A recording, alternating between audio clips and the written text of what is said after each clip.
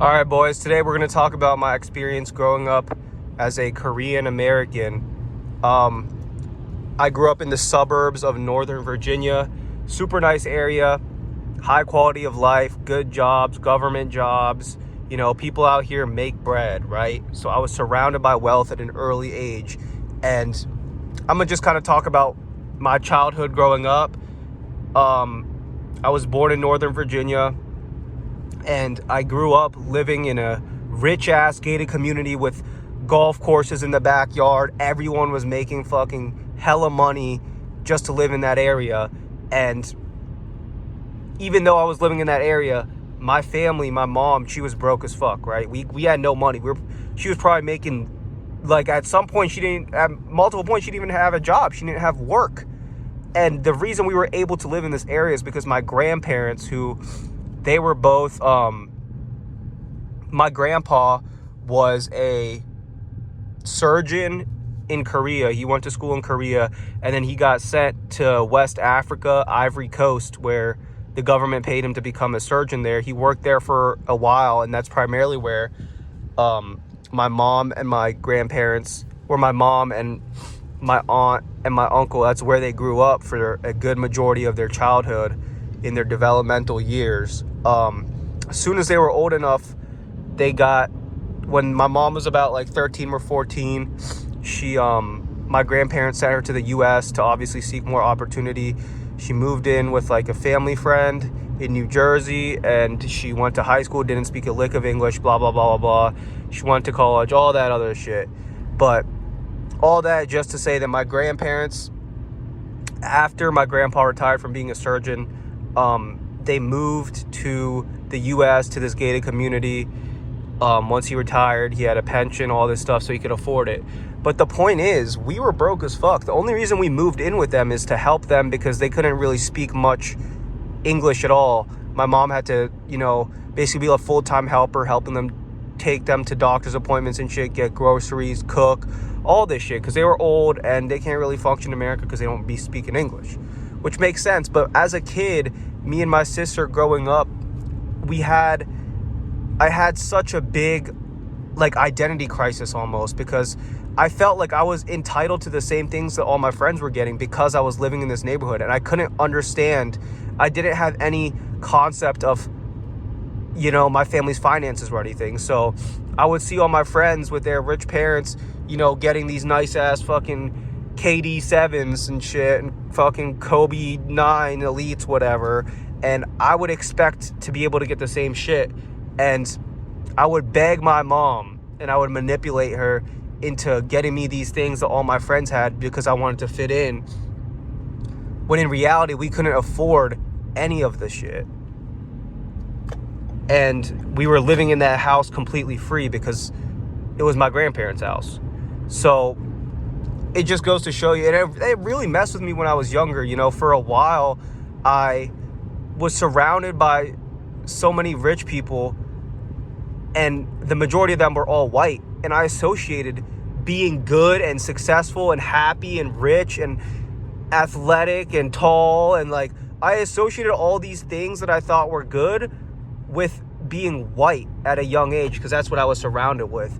And I grew up with just my mom.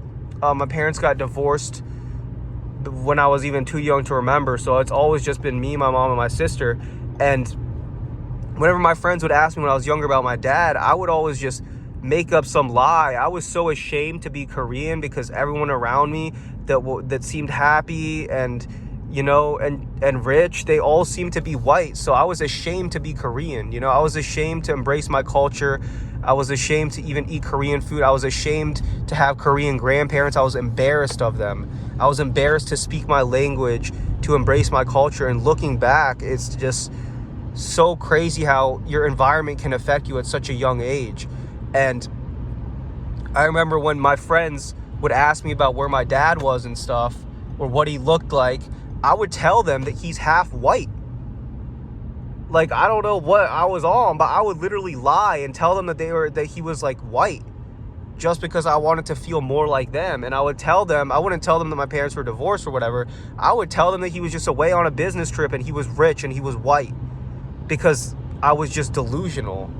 And at that age, I wanted so hard to fit in with everybody else who was white around me.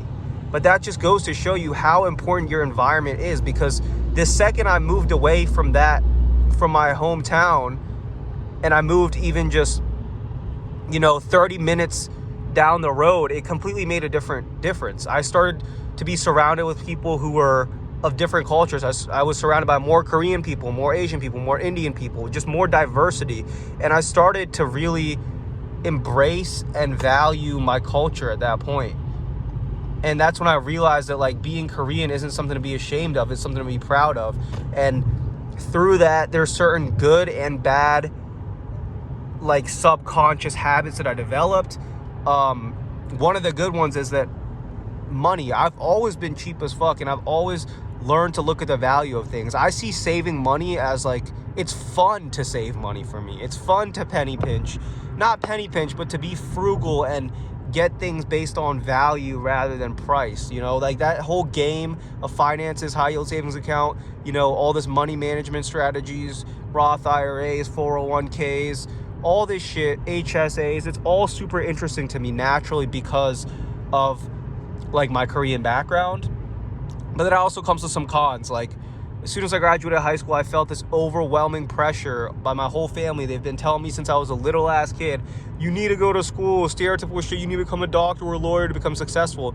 And as much as you think that doesn't affect you, subconsciously it does, because I've known my whole life, I've had such an internal feeling that school and this traditional office job 9-to-5 path is not for me. I've known that my whole life. You could go back and ask me if I was fucking 10 years old, I would have said the same shit. If I was 15 years old, I would have said the same shit. But I tried so hard, I denied that gut feeling so hard, because everyone around me was telling me this is what I need to do. So it kind of fucked me, because I ended up wasting 4 years of my life going in and out of college when I could have been using those 4 years to have an established career in either the military, firefighter, police, or a blue-collar job, trade job. Like, I would have been so much more successful at the age of 22 now, but instead I wasted those 4 years going in and out because there was so much pressure on me and so much, like, almost psychological, there was so much psychological shit in my brain telling me that this is how you become successful. This is the only way to stability and to safety and to money. And as much as I thought I didn't believe it, subconsciously it affects you. And I just want y'all, I don't know if some of y'all are watching this, you don't have to be Korean, but if you're, like, parents or immigrants or you're a minority, I just hope y'all can, like, relate to this feeling and kind of be more self-aware of your subconscious biases growing up as a minority in the US, and have that awareness so that you can really, like, zoom out on it and not let that hold you back like it held me back. So it's just something I want to talk about. Now that I'm 22 years old, I'm much more, I regret being so ashamed of my Korean culture when I was younger. I regret, not, showing more love to my grandparents and being embarrassed of them. I regret being embarrassed of my food. And it's just all a bunch of regrets, So if y'all are young, just don't be ashamed of your culture and embrace the positive traits that it's going to give you. But yeah, boys.